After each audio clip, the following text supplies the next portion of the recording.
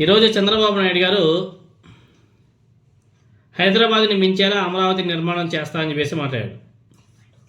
హైదరాబాద్ను మించేలా అమరావతి నిర్మాణం చేస్తా అని చెప్పేసి ఈరోజు నారా చంద్రబాబు నాయుడు గారు మాట్లాడితే నిజంగానే చాలా చాలా ఎక్కువగా నవ్వు వచ్చింది, కానీ నవ్వితే బాగుండదని చెప్పేసి సైలెంట్గా ఉంటున్నా. ఎందుకంటే ఆయన ఒక రాష్ట్ర ముఖ్యమంత్రి హోదాలో ఆ విధంగా మాట్లాడడం జరిగింది.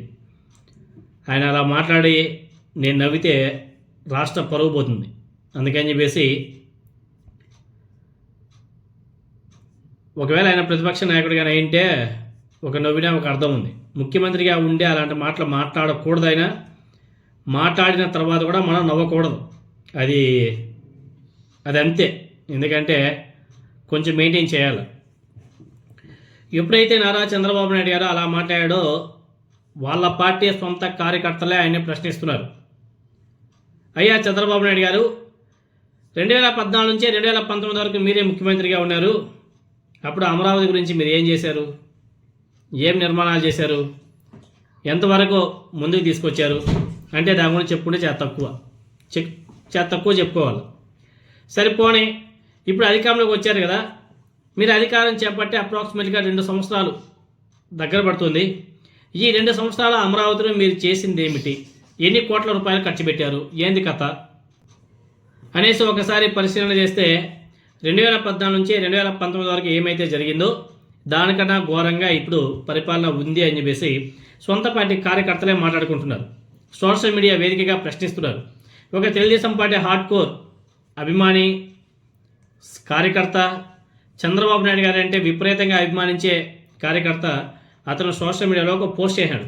ఎప్పుడైతే నారా చంద్రబాబు నాయుడు గారు హైదరాబాద్ని మించేలా అమరావతిని నిర్మిస్తా అని చెప్పేసి స్టేట్మెంట్ ఇచ్చాడో, తర్వాత అతను కూడా చాలా భావోద్వేగంతో కోపంతో ఒక పోస్ట్ కూడా చేశాడు. మీకు నమస్కారం నారా చంద్రబాబు నాయుడు గారు, హైదరాబాద్ అనేది ఒక ఎకనామిక్ పవర్ హౌస్. ఇక్కడ ఉద్యోగాలు సృష్టించబడతాయి. అమరావతి అనేది ప్రభుత్వ భవనాల సముదాయం మాత్రమే. అక్కడ 3-4 యూనివర్సిటీలు పెడితే అది ఎకనామిక్ పవర్ హౌస్ అవ్వదు. అక్కడ ఎకానమీ జనరేట్ కాదు అని చెప్పేసి చాలా స్పష్టంగా తెలుపుతూ హైదరాబాదులో ఉద్యోగాలు సృష్టించబడతాయి, అమరావతిలో ఉద్యోగస్తులు వెళ్తారు.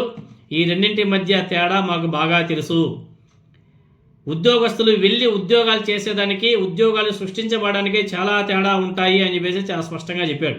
నిజమే, అమరావతిని ఎకనామిక్ పవర్ హౌస్గా చేయడం మీ అబ్బాయికి అసలు ఇష్టం లేదు. నారా లోకేష్ గారికి అసలు ఇష్టం లేదు. ప్రస్తుతం ఉన్నటువంటి రాజకీయాలు పూర్తిగా మారితే తప్ప అమరావతికి పెద్దగా భవిష్యత్తు లేదు. మొదటి ఫేజ్ భూ సమీకరణకు ఇచ్చినటువంటి రైతులతో ఆడుకున్నది నారా చంద్రబాబు నాయుడు గారు.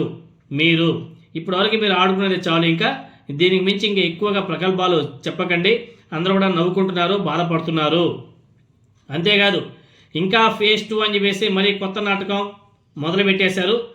తర్వాత ఫేజ్ 3 అని చెప్పేసి రైతుల జీవితాలతో ఆడుకోవద్దు నారా చంద్రబాబు నాయుడు గారు, మీకు దండం స్వామి. మమ్మల్ని మా బతుకుల్ని మమ్మల్ని బతుకునివ్వండి, మా జోలికి మీరు రాకండి అని చెప్పేసి దండం పెట్టి మరీ పోస్ట్ చేశారు.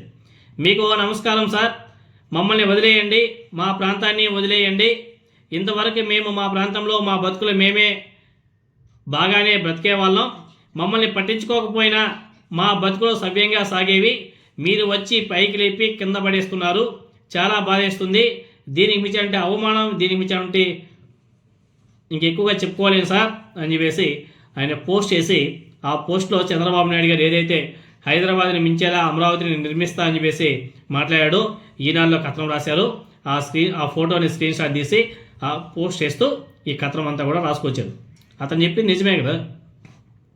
అమరావతికి హైదరాబాద్కి చాలా చాలా చాలా డిఫరెన్స్ ఉంది. హైదరాబాద్ అనేది ఇప్పటికిప్పుడు డెవలప్ అయిన సిటీ కాదు. కొన్ని వందల సంవత్సరాల క్రితం నుంచి అలా అలా అలా అలా వస్తే ఇప్పుడు హైదరాబాద్కి ఆ రూపురేఖలు వచ్చాయి. ఇప్పుడు అమరావతి పరిస్థితి ఏమిటో మనందరం కూడా ఆలోచన చేసుకోవాల్సిన అవసరం ఉంది. మీకు అందరికి కూడా అమరావతి గురించి బాగా తెలుసు. స్థానికంగా ఉన్నటువంటి రైతులకి బాగా తెలుసు.